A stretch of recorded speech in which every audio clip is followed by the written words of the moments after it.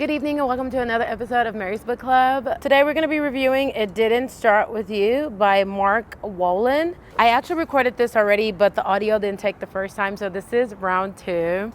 And the reason I chose to read this book was because I saw a few people recommend it on TikTok, maybe on Instagram too, but mainly on TikTok. And so I decided to pick it up because while I was buying another book, it was recommended on Amazon. So the synopsis of the book is basically how inherited family trauma shapes who we are and how to end the cycle. So I'm going to read a few of the things that I highlighted because I had highlighted quite a bit. Okay, so let's jump into the quotes. I learned how my mind continually taunted me with worst case scenario thinking and the lie that if I just worried hard enough, I could insulate myself from what I feared most. Yeah, like it's one of those things where they say, like, if you can't control it, why worry about it? If you can control about it, why worry about it? Either way it goes, worry is a big mistake. And a lot of times it's not that we want to be worried. It's just that somewhere in our subconscious, we think if we worry just enough, then eventually the worry will alleviate the thing that we're worried about, which rarely ever happens, does it? The great teachers know. The truly great ones don't care whether you believe in their teachings or not.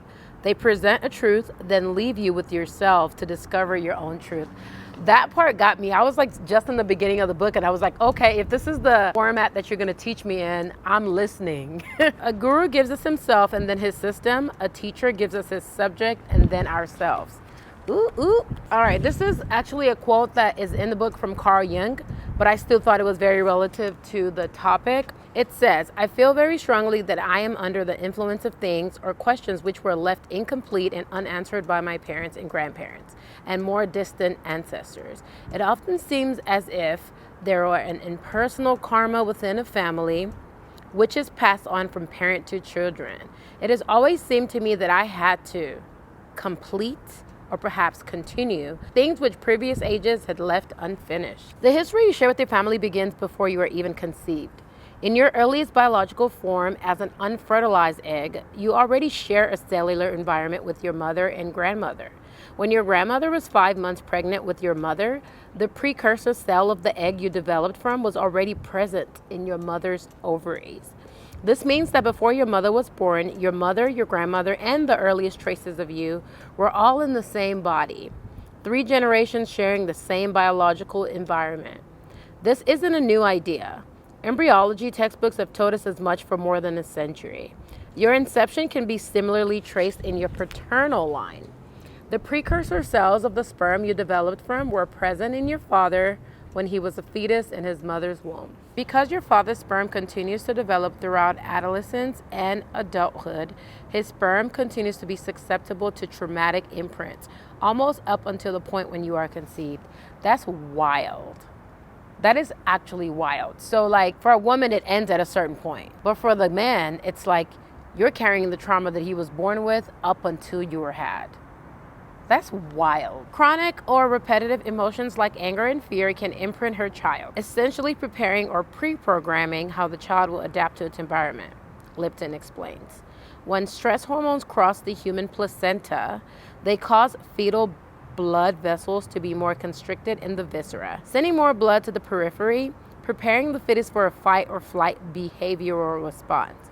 In that sense, a child who experiences a stressful in utero environment can become reactive in a similar stressful so like when she's out of the womb and now living life, if something similar happens that was happening when she was in the womb, she's going to respond or he's going to respond the same way. Parents that are continuously concerned about their own and consequently their offspring's chances for survival, women who sustain physical and emotional abuse during their pregnancy, all represent situations where adverse environmental cues surrounding the birth of their child can be passed on to the offspring. That is so wild. I haven't seen that happen yet with like someone not wanting kids, because then you can't really pass it to the kids that you don't have. But I guess what they're saying is if you didn't want it, but then you had it, you can pass it on. Paternal PTSD, she discovered, increases the likelihood that the child will feel dissociated from his or her memories, whereas maternal PTSD increases the likelihood that a child will have difficulty calming down. Language allows us to corral our experience into story form.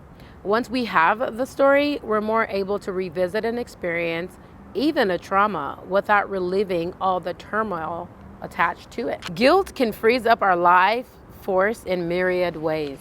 I didn't even want to go through that one because I was like, ooh, the guilt. When we merge with a parent, we unconsciously share an aspect, often a negative aspect of that parent's life experience. And this merging thing that it talks about is when you start to look at your parents' life as yours. You've kind of lived through their trauma by experiencing them, and then you start to believe that like their story is your story. And then it's just saying that like it's always the negative part that you're merging with, not necessarily the positive. Okay, one last one. When we reject our parents, we can't see the ways in which we're similar. The behaviors become disowned in us and are often projected onto the people around us. Conversely, we can attract friends, romantic partners, or business associates who display the very behaviors we reject, allowing us myriad opportunities to recognize and heal the dynamic. Get this book, y'all. Just get it, because like I barely scratched the surface and I feel like you already get the gist. It's pretty eye-opening. Yes, there's been a lot of talk about how childhood trauma affects us as an adult, but I think a lot of people talk about it, you know, like again, from a surface level and just as a blanket statement. But this book really digs deep and, you know, offers some scientific background as well as just very common sense, easy to read information about trauma and like how it affects you as an adult. So definitely recommend. I'm going to give it a 4.5 out of 5 for sure, only because some of the stuff was a little repetitive, but the book itself is definitely a solid. I definitely recommend it. Per usual, I'll have links to the original book, the paperback, the hardcover, Kindle, as well as the Audible for those of you who like to listen. Thank you so much for watching, and I will see you on the next episode of Mary's Book Club. Bye.